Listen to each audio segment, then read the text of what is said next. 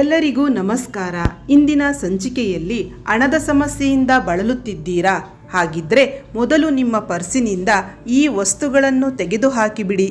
ಅದಕ್ಕೂ ಮೊದಲು ನಮ್ಮ ಚಾನಲನ್ನು ಸಬ್ಸ್ಕ್ರೈಬ್ ಮಾಡ್ಕೊಳ್ಳಿ, ಹಾಗೆ ನೋಟಿಫಿಕೇಷನ್ಗೆ ಪಕ್ಕದಲ್ಲಿರುವ ಬೆಲ್ ಐಕನನ್ನು ಟಚ್ ಮಾಡಿ. ನಿಮ್ಮ ಜೀವನದ ಯಾವುದೇ ಸಮಸ್ಯೆಗಳಿದ್ದರೂ ಶಾಶ್ವತ ಪರಿಹಾರಕ್ಕಾಗಿ ಓಂ ಶ್ರೀ ಪಂಚಮುಖಿ ಆಂಜನೇಯ ಜ್ಯೋತಿಷ್ಯ ಕೇಂದ್ರ ಪಂಡಿತ್ ಮಹಂತೇಶ್ ಬಿಸ್ಸೆ ಇವರನ್ನು ಸಂಪರ್ಕಿಸಿ ಶಾಶ್ವತ ಪರಿಹಾರವನ್ನು ಮಾಡಿಕೊಡುತ್ತಾರೆ.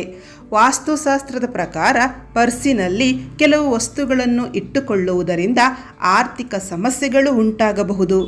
ಅರಿದ ನೋಟುಗಳು, ಮುರಿದ ವಸ್ತುಗಳು, ಹಳೆಯ ಬಿಲ್ಗಳು, ಸತ್ತವರ ಫೋಟೋಗಳು ಮತ್ತು ದೇವರ ಫೋಟೋಗಳನ್ನು ಪರ್ಸಿನಲ್ಲಿ ಇಡಬಾರದು. ಹಣವನ್ನು ಸರಿಯಾಗಿ ಇಡುವುದು ಮತ್ತು ಅನಗತ್ಯ ವಸ್ತುಗಳನ್ನು ತೆಗೆದುಹಾಕುವುದು ಆರ್ಥಿಕ ಸ್ಥಿತಿಯನ್ನು ಸುಧಾರಿಸಲು ಸಹಾಯ ಮಾಡುತ್ತದೆ.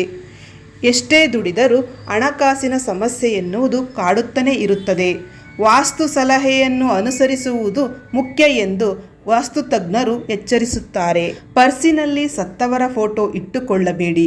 ಸಾಕಷ್ಟು ಜನರಿಗೆ ಪರ್ಸಿನಲ್ಲಿ ಹಿರಿಯರ ಫೋಟೋ ಇಡುವ ಅಭ್ಯಾಸ ಹೊಂದಿರುತ್ತಾರೆ.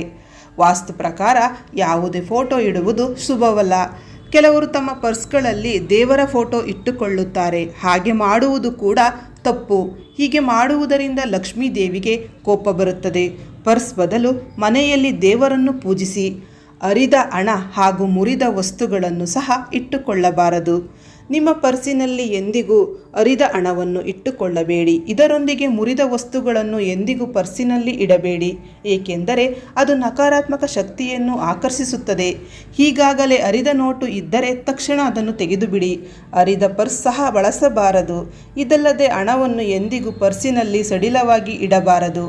ವಾಲ್ನೆಟ್ಟಲ್ಲಿ ಹಣವನ್ನು ಸರಿಯಾಗಿ, ಅಂದರೆ ನೋಟುಗಳನ್ನು ಮತ್ತು ನಾಣ್ಯಗಳನ್ನು ಪ್ರತ್ಯೇಕವಾಗಿ ಇಡುವುದರಿಂದ ಯಾವುದೇ ಹಣದ ಸಮಸ್ಯೆ ಬರುವುದಿಲ್ಲ.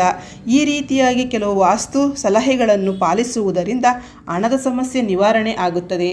ಇನ್ನು ಹೆಚ್ಚಿನ ಮಾಹಿತಿಗಾಗಿ ಓಂ ಶ್ರೀ ಪಂಚಮುಖಿ ಆಂಜನೇಯ ಜ್ಯೋತಿಷ್ಯ ಕೇಂದ್ರ ಪಂಡಿತ್ ಮಹಂತೇಶ್ ಬಿಸ್ಸೆ ಇವರನ್ನು ಸಂಪರ್ಕಿಸಿ. ಧನ್ಯವಾದಗಳು.